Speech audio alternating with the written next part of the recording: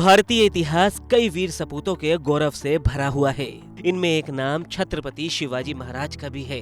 छत्रपति शिवाजी महाराज एक महान शासक होने के साथ ही एक वीर योद्धा भी थे। उन्होंने मुगलों से तब लोहा लिया जब उनका सैन्य पराक्रम अपने शिखर पर था।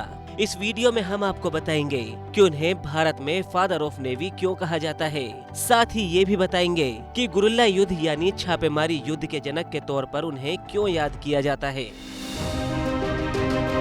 17वीं सदी की शुरुआत में भारत में 3 बड़ी ताकतें थी। पहली मुगल साम्राज्य, दूसरी दक्कन में निजाम शाही और तीसरी बीजापुर में आदिल शाही।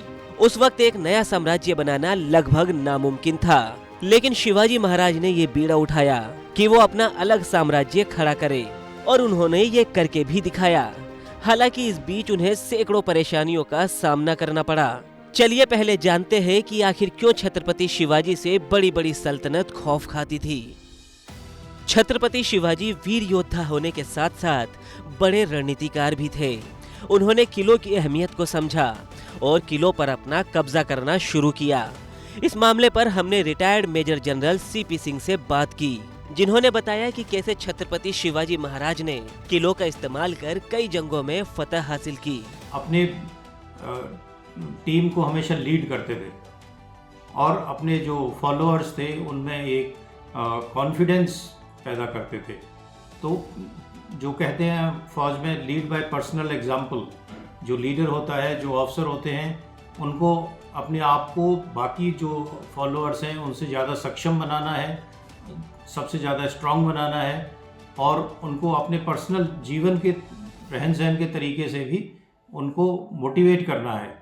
तो ये अपने पर्सनल एग्जाम्पल उन्होंने बहुत ही अच्छा अपनी फ़ौज के सामने पेश करते थे। दूसरे, उन्होंने अपने जो एरिया था उसमें जनता का दिल जीत लिया, क्योंकि बिना लोकल सपोर्ट के कोई भी कैंपेन सफल नहीं हो पाती है। इसलिए उन्होंने अपने एरिया के जितने भी लोग थे उनके साथ मिलके उनके अंदर एक कॉन्फिडेंस पैदा किया और मुगलों के अगेंस्ट खड़े होने के लिए उत्साहित किया। हमने सीपी सिंह जी से छत्रपति शिवाजी के गुरिल्ला युद्ध यानी छापेमार युद्ध के बारे में भी बात की, जिस पर सीपी सिंह जी ने बताया कि कैसे छत्रपति शिवाजी की सेना दुश्मन पर हमला कर गायब हो जाती थी। उनकी 2 खासियत थी लड़ाई की, 2 टैक्टिक्स थी जो आज भी हम मानते हैं। गुरिल्ला वॉरफेयर यानी गुरिल्ला वॉरफेयर तब हम इस्तेमाल करते हैं जबकि हमारी फौज छोटी होती है और दुश्मन की फौज बहुत बड़ी है।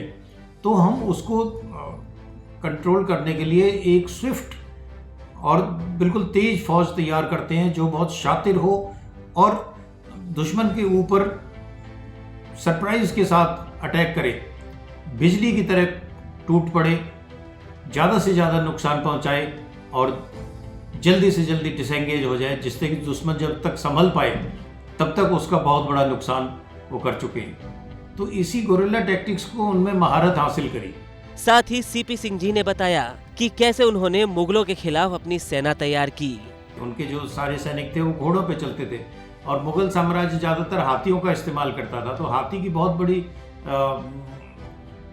माइट तो होती है, लेकिन वो बहुत मुगल आर्मी जो थी वो बहुत मूवमेंट में बहुत स्लगिश थी, यानी हाथी की तरह उसका मुड़ना चलना बहुत मुश्किल है। और इन्होंने जो अपनी आर्मी तैयार करी वो चीता की तरह थी, जो कहीं से भी निकलती थी एकदम से वॉर करती थी, नुकसान पहुंचाती थी और वापस अपने जंगलों में चली जाती थी। तो ये बहुत बड़ी चीज़ है जो एक छोटी आर्मी एक बहुत बड़ी आर्मी को भी डिफीट कर सकती है। और ये गुरिल्ला टैक्टिक्स आज भी विश्व में मानी जाती है। चलिए अब सीपी सिंह जी से जानते हैं कि आखिर क्यों छत्रपति शिवाजी महाराज को फादर ऑफ नेवी कहा जाता है। क्योंकि उन्होंने पहली बार समुद्री बेड़ा तैयार किया। उनको पता था कि जो मेरा कोस्ट लाइन है उसको अगर मुझे डिफेंड करना है तो मुझे नेवी का इस्तेमाल करना पड़ेगा। तो उन्होंने कुछ समुद्री बेड़ा तैयार किए जो उनकी कोस्ट लाइन को, जो कोंकण एरिया है उसको, बेल्ट को कंट्रोल करते थे, उसकी रक्षा करते थे।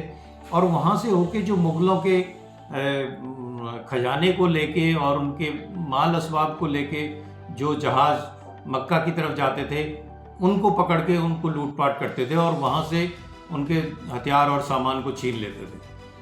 तो इन्होंने अपने कोस्टल रक्षा करने के लिए जो नेवी की स्थापना करी, उसके लिए आज की जो मॉडर्न नेवी है उनका फादर भी इनको कहा जाता है।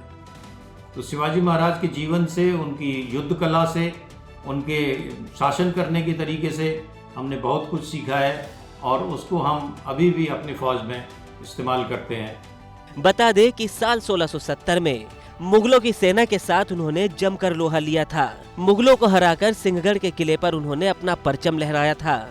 इसके बाद 1674 में उन्होंने ही पश्चिम भारत में मराठा साम्राज्य की नींव रखी थी।